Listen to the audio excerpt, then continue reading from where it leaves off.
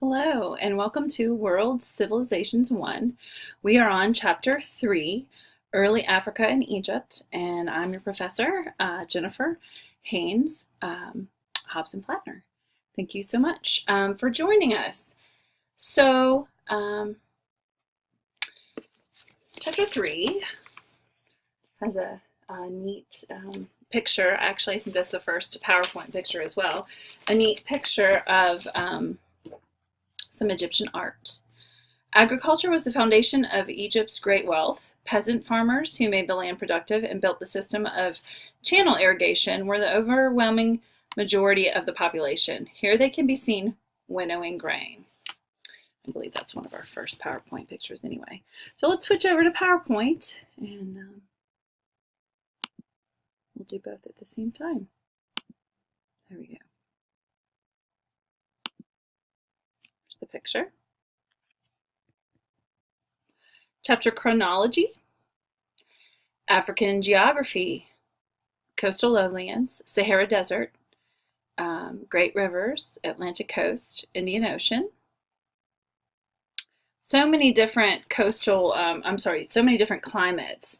You have the coastal temperate weather soils, you have the steppes and the desert, the Sahara, Namib and Kalahari deserts, rainforests, and savanna. There's so many climates in Africa. Okay, Africa had a higher rainfall than it does today. I think that's one thing that was really interesting about history is that we look at a certain place and we think, oh, it's always been that way. No, a lot of times it was more lush or it was drier and got wetter, but there's all different scenarios. We need to remember that there's a history of what it looked like prior, climate-wise. 4 groups linguistically: the Khoisan speakers, Nilo-Saharan speakers, Afro-Asiatic speakers, Niger-Congo speakers. There is the African geography and climate. All right. Khoisan speakers in East Africa. Okay, Nilo-Saharan and Afro-Asiatic speakers.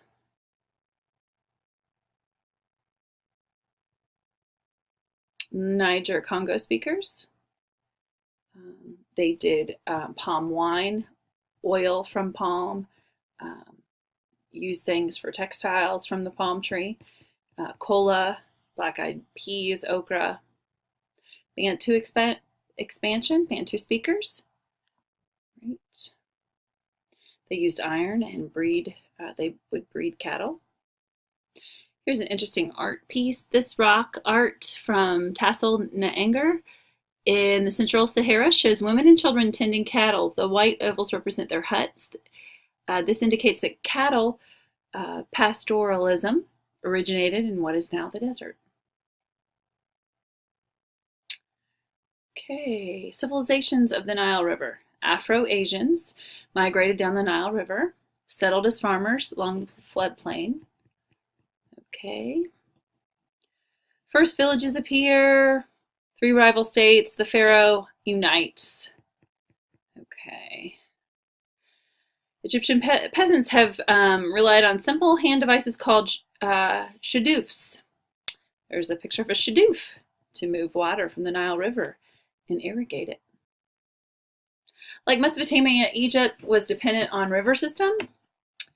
There's a 30-mile wide strip of green strip and then desert on either side of the Nile River. Okay. Pharaoh, Egypt's god king. The name Pharaoh, the Pharaoh was a god, considered a god in Egypt, and I believe his name comes from, living in the big house or the palace, that reference. Okay, pharaohs in power for 2,000 years. Belief in divinity of kings and queens. There were 3 female pharaohs. All right. The kingdoms or dynasties: Old Kingdom, Middle Kingdom, New Kingdom. You have the Old Kingdom, you have Menes, and construction of the Giza pyramids. Menes, Khafre, and Khufu, I believe, are the three who built the three pyramids, and it was grandpa, dad, and grandson. Middle Kingdom restored central power after the First Intermediate Period. Okay, refinement of arts and crafts, increased trade, small middle class, merchants, officials. New Kingdom restored central power after the Hyksos invasion. Okay. The Old Kingdom, Middle Kingdom, and New Kingdom. Great. Pyramids, the largest is Khufu's outside modern-day Cairo. Tombs were built while Pharaoh was still alive, built during the Old Kingdom. Temples at Karnak and Tel El Amarna. Tomb of King Tut. Tomb of King Tut was so monumental because in 1920 it was found by Howard Carter, and it was the first tomb of a king that was never touched before. So the archaeologists that walked in there and took it apart and really studied it was the first one since his death. So much was learned from that untouched tomb because tomb raiders had come before that. Okay, next slide. Hieroglyphics, sacred carvings. They were pictographs, which were representing ideas, phonetic sounds. No one could read the hieroglyphics for several hundred years because Christians had come in and banned it and said it was a pagan language, and they wouldn't let the priest teach anyone else how to read it, and therefore information and history about Egypt was lost for several hundred years. It is really interesting. I rented the Mummy movie, like the 1920 something version, and it was before Howard Carter found King Tut's tomb. And it's so funny to watch it now, or I was watching it with my 22-year-old. He was then five years old. And he was like, Mommy, that's wrong. That's wrong. He's like, oh, this is almost scary, Mom. But he kept noticing different things that was wrong about the movie. And I showed it to my 7th graders that I was studying Egypt with as well. And until that tomb was really opened, people could not understand. And until the hieroglyphics the code was cracked. And with that tomb, putting those together, so much more information was known about the Egyptian history. Okay, let's see. Religion, polytheistic religion. There's 3,000 gods and goddesses. You have Amun and Ra, the sun god, Osiris, god of the afterlife, Isis, god of mothers and wives, Horus, god of order, son of Osiris, made visible as the pharaoh, Ptah, god of rebirth and renewal. Okay.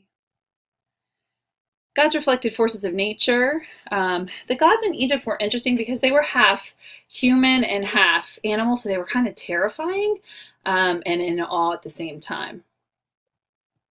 The Egyptian religion was different. The gift of the Nile, the Ra, sun god, shined year in, year out. The rhythms of the Nile were stable and orderly. Thus, the gods and cosmos were as well. These ideas represented in Ma'at universal order and rightness. Remember that the Nile River was not a violent, deadly river. It did flood, but it was predictable, and it didn't usually take lives. And we know that other rivers that we study are violent. I believe the Yellow River in China is called the River of Sorrows because it is so violent. Here's the Rosetta Stone. I have my picture taken next to it. It is in the British Museum, very exciting. And the reason it's so awesome, Napoleon and his army found it. Napoleon loved Egyptian relics and would steal many of them when he found them and take them back to France. That's probably why the British Museum owns it or has it, because Napoleon always ran out of money for his wars and would sell it, sell relics. So the reason this is so important is no one knew what the hieroglyphics said. So this is a stone that was found in Rosetta, Egypt. And part of it is in Demotic Egyptian, which is cursive, Egyptian cursive. And part of it is hieroglyphics, and another part is Greek. Okay, 3 sections. And it says the same thing. So it's a decree or a law saying the same exact thing. So when Napoleon found it, he really tried to get linguistics all over the world to solve it. And there was a man, his name was Jean-Francois Champollion in 1822 who broke the code. Okay, religion, philosophy, and eternal life.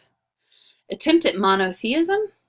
Akhenaten with his wife Nefertiti, beautiful queen, usually pictured not as a,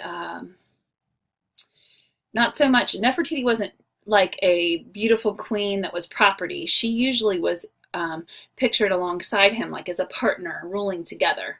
But anyway, Akhenaten wanted to introduce monotheism and went from 3,000 gods in Egypt to one and outlawed the rest.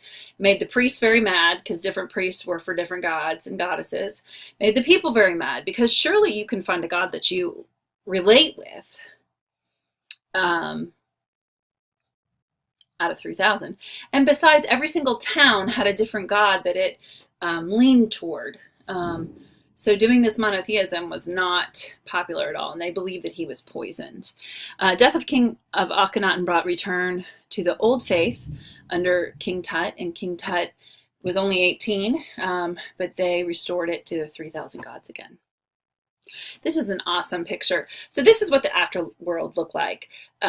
So if you died and you were Egyptian, they would fill your tomb with things to eat and things to do and travel, you know, however much money you had to fill it for the afterlife, afterworld. But there is this scale. And on the scale, you have Mot. She's Justice. You can see her on the right. I'm not sure why the baboon is there. Normally there is a ferocious looking god. His name is Amnut.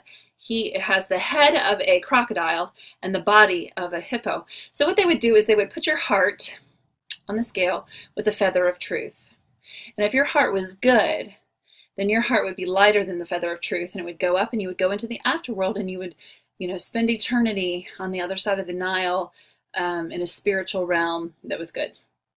If your heart was evil, it would your heart would weigh down, and then Amnut would eat your heart and you would cease to exist.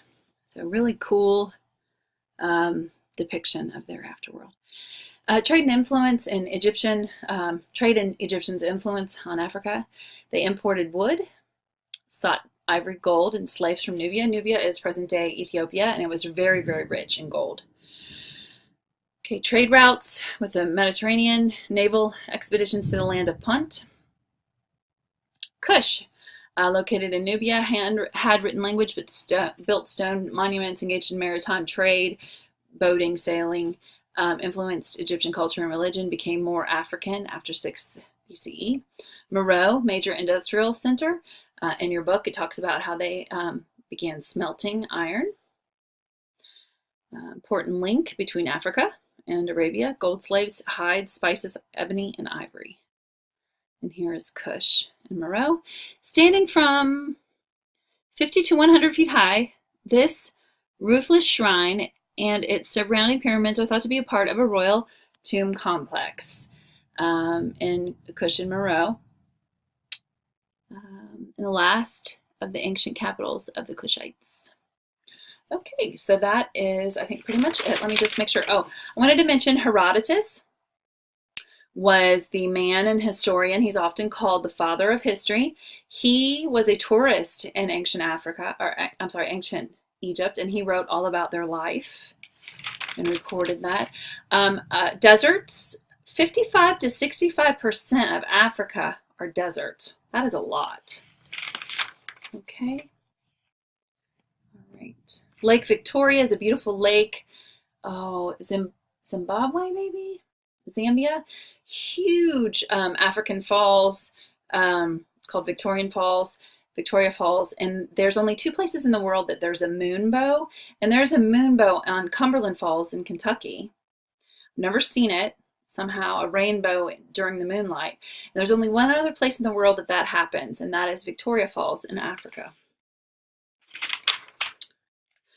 The Nile is the longest river. It's supposed to flow from bottom to top.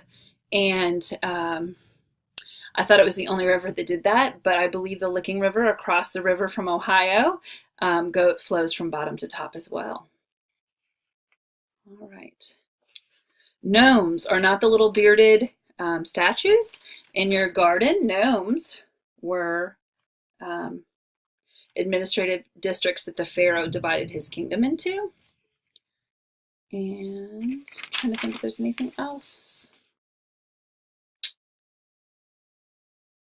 Pyramids are one of the 7 wonders of the ancient world, the 3 pyramids, and they're the only ones still standing, as well as visible from space. Okay, I think that is it. All right, have a great evening.